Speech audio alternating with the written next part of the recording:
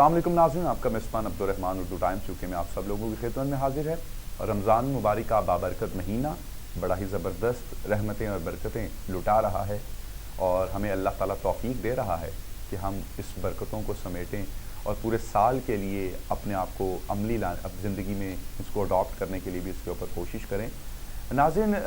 ہم جہاں رمضان مبارک کے بابرکت مہینے کے فضائل، واقعات، اہمیتیں، رات کی کیا اہمیت ہے، دن کی کیا اہمیت ہے، وقت کی کیا اہمیت ہے، ان کے اوپر بات کر رہے ہیں، اس کے ساتھ ساتھ ہم اپنے مکمل سال کی بھی تیاری کر رہے ہیں اور کوشش کر رہے ہیں وہ تمام تر چیزیں آپ کے سامنے لے کر آئیں، آپ کے ساتھ شیئر کریں، آپ کو زیادہ سے زیادہ انفارمیشن دیں، مسائل کا حل بتائیں تاکہ آپ اپنا پورا سال بھی اس بابرکت مہینے کی نسبت سے بہتر بنا سکیں۔ آج ہم ذاتی مسائل کے اوپر بات کریں گے کہ انسان کے ذاتی مسائل، پوشیدہ مسائل، دوسرے لفظوں میں اگر میں اس کو کہوں تو یہ غلط نہ ہوگا کہ انسان کے پوشیدہ مسائل کو کیا سوشل میڈیا کے اوپر تشہیر بنانا چاہیے، کیا سوشل میڈیا کا پلیٹ فارم ایسا ہے جہاں ان ایشوز کو ڈسکس کرنا چاہیے، اور جو یہ ہمارے ذاتی مسائل ہیں آخر ہم ان کے متعلق جاننے کے لیے شرماتے کیوں ہیں۔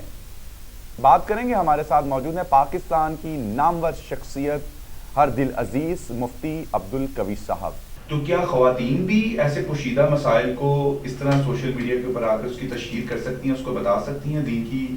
روح سے؟ بالکل، حضرت سید عائشہ صدیقہ سلام اللہ علیہا کو ہم دیکھتے ہیں، خلوت کے جتنے مسائل ہیں وہ حضرت بی بی صاحبہ نے بیان کیے، حضور کے اور ان کے درمیان جس طرح کے میاں بیوی کے تعلقات کے معاملات تھے وہ انہوں نے بیان کیے، کتب احادیث کے اندر موجود ہے۔ تو مقصد اس کا تعلق جو ہے وہ نیت سے ہے، نیت ہماری درست ہونی چاہیے، نیت ہماری یہی ہو کہ دین حقیقت میں پہنچے اور ہم نے دین پہنچانا ہے، خواہ وہ محترمہ پہنچائے، خواہ محترم پہنچائے، خاص عام مسائل کے بارے میں ہو، خواہ ان اہم مسائل کے بارے میں ہو، عورت کے لیے بھی اجازت ہے، مرد کے لیے بھی اجازت ہے۔ ایسی پوشیدہ چیزیں ہیں، ہم بعض اوقات ان کو جو تھم نیلز وغیرہ ہیں سوشل میڈیا کے اوپر جو ان کا ٹائٹل دیتے ہیں وہ بڑے اوپنلی دے دیتے ہیں، جسم کے اعضاء کے جو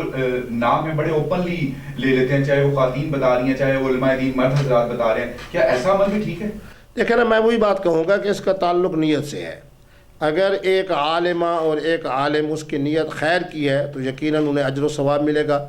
الفاظ کے انتخاب کے اندر جس طرح اب ہم گفتگو کر رہے ہیں، الحمدللہ ہم ایسے پاکیزہ جملے استعمال کر رہے ہیں کہ خواتین بھی سنیں گی، مرد بھی سنیں گے، بچے بھی سنیں گے، بڑے بھی سنیں گے، اور الحمدللہ مسائل بھی ہم بتا رہے ہیں اور نہایت پاکیزہ جملوں کے اندر بتا رہے ہیں۔ اسی طرح پاکیزہ عنوانات اختیار کیے جائیں، پاکیزہ جملے اختیار کیے جائیں، پاکیزہ ذہن کے ساتھ بات کی جائے، تو اس طرح کی بات کرنے سے ضرور دین مقصد ہو، شریعت مقصد ہو اور دین پہنچانا مقصد ہو۔